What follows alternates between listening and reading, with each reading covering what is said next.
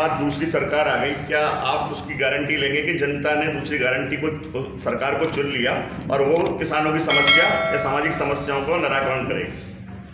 एक चीज़ की गारंटी लेंगे, जो भी सरकार जब भी जहाँ भी आएगी उसकी खबर लेंगे, उससे हिसाब मांगेंगे, और जो सरकार किसानों से धोखाधड़ी करेगी उससे संघर्ष करेंगे।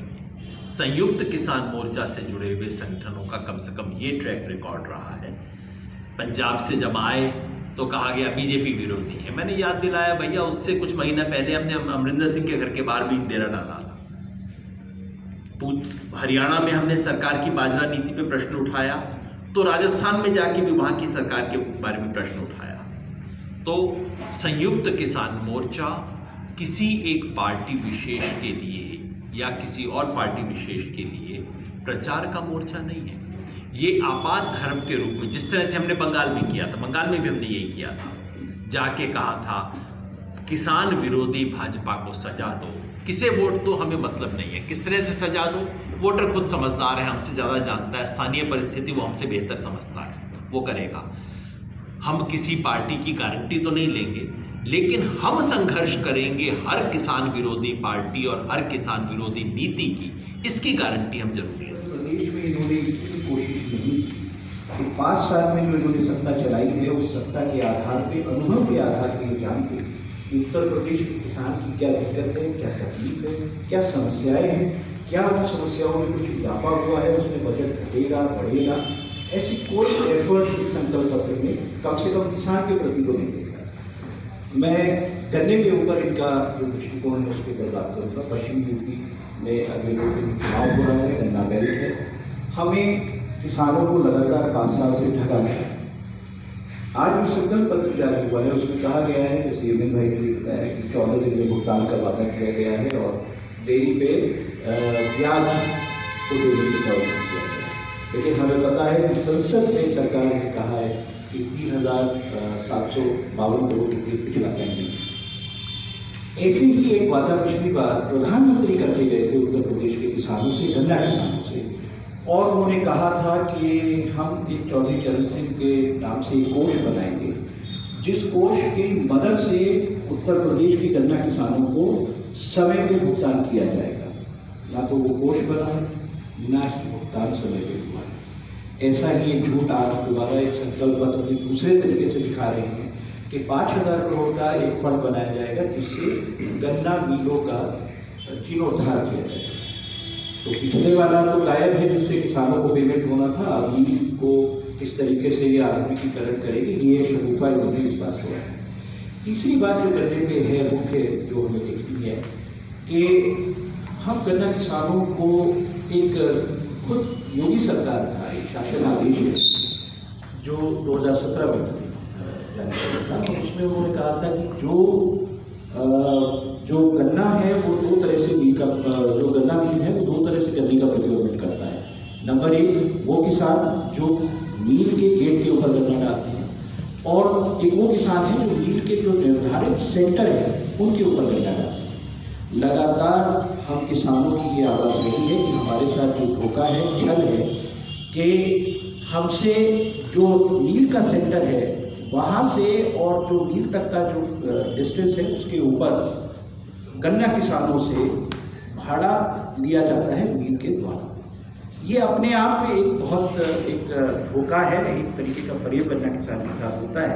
लेकिन अगर मैं कानूनी पक्ष पे भी इसके जाऊँ तो खुद उत्तर प्रदेश सरकार का जो निर्देश है वो कह रहा है कि अगर कोई मील, ये इसका एक शासन आदेश है, इसकी कॉपी भी हम मीडिया को इसको जारी कर देंगे, जिसमें इन्होंने स्पष्ट रूप से लिखा है कि जो मील, अगर जिन मीलों ने 100% पेमेंट कर दिया है किसान का और अगर डिले है तो उस पर ब्याज का भुगतान कर दिया है, एक सिंगल मील इस कंडीशन के ऊपर क्वालिफाई नहीं करता और किसानों को इसमें ठगा जा रहा है। इसका जवाब बीजेपी को देना होगा कि क्या बीजेपी की सरकार, योगी की सरकार अपने ही शासन आदेश को लागू नहीं करा पा रही और यूपी के किसानों के साथ ये धोखा हो रहा है। तीसरी बात जो इसमें है वो है FRP और SAP को लेकर। सुप्रीम कोर्ट में 2020 में बाकायदा एक मुकदमा हुआ जिसमें मिल ही गए थे सुप्रीम कोर्ट में कहने के साथ जो SAP है इसको निरस्त किया जाए। लेकिन सुप्रीम कोर्ट का ऑर्डर है जिसमें उन्होंने कहा कि SAP और FRP ये लीगल है, और साथ ही साथ स्पेसिफिकली कोर्ट ने ये कहा, सुप्रीम कोर्ट ने ये कहा कि जहां FRP ज़्यादा है वहां FRP किसानों को दिया जाना चाहिए। जैसा कि हम जो गन्ना किसान हैं वो सभी लोग जानते हैं कि जो मील की रिकवरी रेट है उसके ऊपर आधारित गन्ने का मूल्य होता है। 10% की जो रिकवरी रेट है, जो बेस रेट 2019 में इन्होंने बदल दिया था सरकार ने, इस वक्त जो 10% का रेट है, उत्तर प्रदेश की 71 मिलें ऐसी हैं जहां जो FRP है, अगर उसकी कैलकुलेशन आप करते हैं, क्योंकि 11 से 12%, 13%, यहाँ तक कि एक मिल तो लगभग 14% तक की रिकवरी देती है। उस आधार पे लगा के 6 से 7 रुपये से लेके लगभग 30-40 रुपये तक का जो अंतर आता है भाव में, वो किसान के साथ सीधी सीधी लूट है और मिल मालिकों की एक संगठित लूट है किसान के खिलाफ। क्या भाजपा ने इसके बारे में कुछ किया? जो सुप्रीम कोर्ट का ऑर्डर है, क्या उसको भी वो लागू नहीं कर पा रहे हैं प्रदेश में? तो आखिर किसान के साथ ये जो एक भेदभाव हो रहा है, जो लूट हो रही है, संगठित लूट हो रही है, इसका बारे में भाजपा क्या जवाब देती है, ये भी इस प्रदेश के किसान को देखना होगा। तीसरा जो अंतिम जो इसमें पॉइंट है, जो गन्ने के ऊपर है, कि जो हम लोगों का जो मैं गाय के ऊपर मैं जो कहना चाह रहा था, गन्ने का ये 5 पॉइंट थे जो मैंने आपको बताया। गाय के ऊपर भी इन्होंने कहा कि ये लगातार गौ संवर्धन करेंगे। आज उत्तर प्रदेश सरकार ने 30 रुपये प्रतिदिन प्रति गाय का बजट दिया है। चाहे वो सरकारी गौशाला है जो उसमें बजट आता है, जो हम लोग हैं, जो गोपालक हैं, जो इस प्रदेश का जो किसान है वो जानता है गाय कितने में बनती है। एक गाय की औसत लागत उसको जिंदा रखने की लगभग 150 रुपये प्रतिदिन है। तो क्या 30 रुपये में गौ माता को आप बचा सकते हैं? क्या भद्दा मजाक आपने किया है गौ संवर्धन के नाम पर, और आज फिर आप कह रहे हैं कि हम इसको करेंगे, लेकिन उसके ऊपर ना कोई बजट का प्रोविजन है, ना बजट बढ़ाया जा रहा है। 30 रुपये प्रतिदिन में, माफ़ करिएगा, कोई गाय जिंदा नहीं रहेगी। ये प्रदेश की नीति है गाय के प्रति। साथ ही साथ जो डेयरी सेक्टर है उसको इस तरीके से बर्बाद किया है संगठित तरीके से, जो हमारी हाट की व्यवस्था थी वो खत्म कर दी गई है, पशु बिक नहीं रहे हैं। साथ ही साथ डेयरी उद्योग को ध्वस्त कर दिया गया है। 2017 के संकल्प पत्र में योगी जी ने कहा था कि जगह जगह जो दूध के प्रोसेसिंग प्लांट है वो बनाए जाएंगे। लगभग 18 प्लांट पूरे उत्तर प्रदेश में बनने थे, बने कितने? सिर्फ मथुरा में, जो सभी लोग जानते हैं।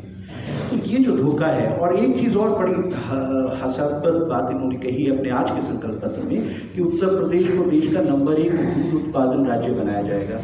माफ़ करिएगा योगी जी, हम पहले से ही नंबर 1 हैं। 2016-17 से ही उत्तर प्रदेश देश का नंबर 1 प्रदेश है जहाँ तक दूध उत्पादन की बात है। तो ये जो धोखा है, ये जो छल कपट है, इसके बारे में इस प्रदेश के किसानों को समझना चाहिए। बाकी विषयों के ऊपर मेरे ख्याल से बाकी लोग बताएंगे। हमारे तमाम साथियों ने जो उत्तर प्रदेश में भारतीय जनता पार्टी की तरफ से आज जो जिस किस्म के वायदे अपने लोक कल्याण संकल्प पत्र में किए गए हैं उसके बारे में कुछ कहा। मैं पुष्पेन जी से आग्रह करूंगा बस 2 मिनट के लिए उसके बारे में बोल के फिर प्रश्नोत्तर के लिए बातचीत को शुरू करें। धन्यवाद। देखिए, पिछले पूरे 5 साल में जो किसान की आय बढ़ाने की बात हुई थी उस बात को इस घोषणा पत्र में फिर से दोहरा दिया गया। थोड़ा सा हम पीछे जाएं। हमारी जो आय है, कृषि आय, उत्तर प्रदेश में दूसरे नंबर पे है, नीचे से। मतलब सबसे कम कृषक की आय आपके बिहार में 3,558 प्रति किसान प्रति माह। उत्तर प्रदेश में 4,060 रुपये है और पंजाब में 18,000 कुछ रुपए। इस आय को बढ़ाने की बात हुई, उस पर मतलब हमें अलग अलग झुंझुने थमाई गई। इससे पिछले घोषणा पत्र में हमें कहा गया स्वामीनाथन कमीशन की रिपोर्ट के आधार पर आपके भाव बढ़ाए जाएंगे। फिर हमें कह दिया गया अपने मतलब चुनाव से 2017 से पहले 16 में कि आपकी 2022 तक दुगनी आय कर दी जाएगी। तो वो जो दुगनी आय होनी थी वो भाव बढ़ाकर हो सकती थी, और तो कोई तरीका है नहीं। मतलब अब इन्होंने क्या किया, सरकार ने क्या किया? एक तो हमारी किसी भी फसल का भाव 3%, 3.5% से ज़्यादा प्रतिवर्ष नहीं बढ़ा है। गन्ने में 4 साल में मात्र 10% बढ़ा है। आलू में इन्होंने एमएसपी एक बार देने की कोशिश की, लेकिन केवल कोशिश की। केवल कहा गया कि 2018 की बात है कि 4 रुपये 87 पैसे लिया जाएगा। पूरे प्रदेश में 1 किलो आलू भी 4 रुपये 87 पैसे पे नहीं लिया गया। उसके बाद जो इस वर्ष कहा गया था कि आपकी फसल दुगनी हो जाएगी, मैं कह रहा हूँ कि 3-3.5% से ज़्यादा कहीं नहीं बढ़ा है। जबकि 2017 से अब तक अगर महंगाई दर के आधार पर मुद्रास्फीति देखी जाए तो वो लगभग 21.2% है।